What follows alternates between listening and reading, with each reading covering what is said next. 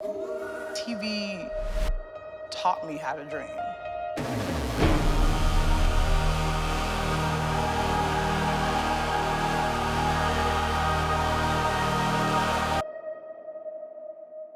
The origin of Tsunami Poppy. Where that name come from? What does it mean? Well, tsunami is an upgrade from a wave. It's just the flows of life, flows of energy. I try to adapt, be water for real, just like Bruce Lee said, and that's where the tsunami, the wave, the water, all that double entendres come from.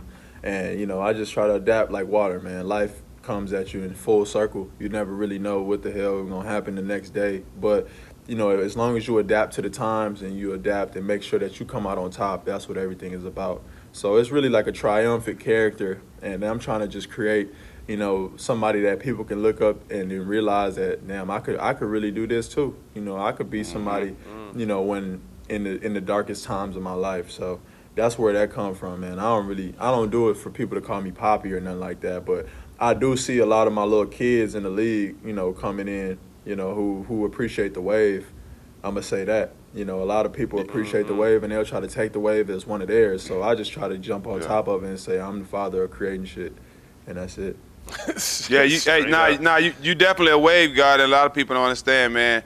It ain't what you got on, is who got it on. I tell people that all the time. I tell my sons that. So you definitely leading the culture in the wave, new wave. Shout out too, man. I appreciate you. He sent me a nice little box of his sweatsuits when it first dropped, man. So that's love. I had to support. The light skinned boys, y'all pretty boys gotta support each other, man. You pretty motherfuckers. You two pretty motherfuckers. Jack, you was on the move around that time, man. You was really getting some stuff handled. I actually hit up the All the Smoke podcast, and I just realized that I was gonna be able to hit Matt up because I was in LA at the time. So. Yeah. You was working, Jack. No, I appreciate it. That was love. Pretty boys connect. That was we touched on that. I mean, you just respect, man. You're fly with your shit and your movements, the way you move. Where did that style of fashion come from? Was that something you were born with, something you picked up on? And if so, who was someone you looked up to in that space to kind of get you on your own wave? Man, I'm from New Orleans, so, New Orleans has a culture about it that's smooth, jazz, French-esque. So, I've always just had that type of drip in my blood. So, for me to be able to, grow through high school, man, I was straight basketball shorts, hoodies, and maybe put on pair of jeans with some Jordans or something. But I never really had that need for fashion or anything like that. But I started to get into it when my dad used to say, the stuff that I used to wear wasn't polished. He used to say I look homeless.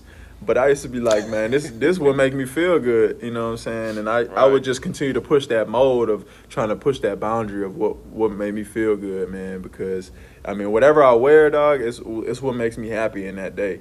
And when it comes to fashion, man, fashion is just a word at the end of the day. It's about how you rock it, how confidently you rock it. And then, if you can get somebody else to rock it, that's pretty much what that is. Yeah, so that's it. Talk to him. In 2017, while we on the fashion tip, you caused a little controversy in the league by wearing a Supreme leg sleeve, where they asked you to stop, and then JR went and got us the Supreme thing tatted on his leg. How did that whole idea come about, and did anything negative come from it? No, I wore it. We played Brooklyn. I wore it in the game. Took it off second half. They told me to take it off. I was gonna get fined. It was nothing, man. I was really just trying to be different. I see they had the NBA logo on it, it had Nike logo on it, but it just said Supreme. So I wanted to be one of the ones who did it. And then it definitely created a lot of media attention. But I played terrible that game too. So it wasn't nothing.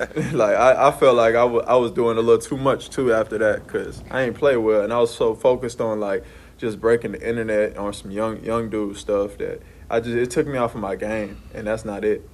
So it's real of you to see that. But did they send you any gear after that? Hell shit. No, man. JR got the whole photo shoot. JR got a photo shoot with Supreme. Oh man, they ain't send me nothing, man. But it's good. It's love. I still rock their stuff. So Yeah. So thoughts on, when Jack and I came in the league, it was white 5X white tees, baggy pants, and then it went to walkers, and now it's to the game where it is now, which is at an all-time high. I kind of feel like NBA sets culture. When we switch to suits, you start seeing other sports in suits. You start seeing rappers in suits. Mm-hmm. We kind of move the needle when it comes to fashion. You're definitely at the forefront of that in the NBA. What has been your thoughts on the progression of dress from, say, 20 years ago to today? It's really like it's an ebb and flow though, because the way music changed is the same way fashion changed. And if I think the NBA players, since we ain't able to like go out and have songs that's on the charts to influence the whole generation of people, they have to look at what we got on and what we doing and how we acting on the court to influence their music. You know what I'm saying? So nowadays it's more like the young rappers who want to be rock stars, and it's less of the real street dudes really out there kind of getting to it and sending a message out there.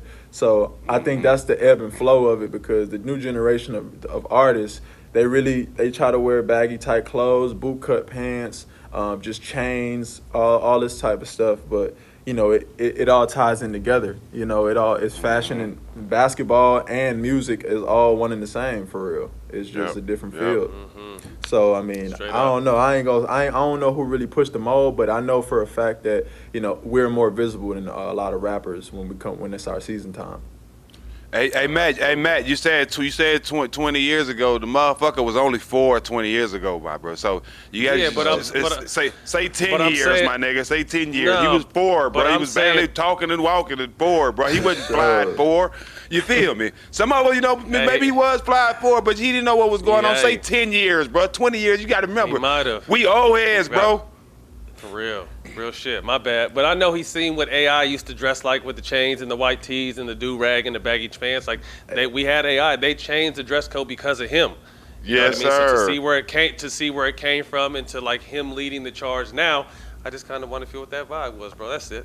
No, but I'm gonna do something different, man. I mean, I'm gonna be rocking my own brand's clothes. Like, what you saw from Dope Soul is not what Dope Soul is. That was just something to get us on the scene. It's real high end cut and sew, real embroidery, real stuff like that. So I'm gonna try to switch that up, man. So everybody could be individuals, man. For real. Yeah. Well, if you got any fly shit for older niggas such as myself, you know the address already. Of course, man.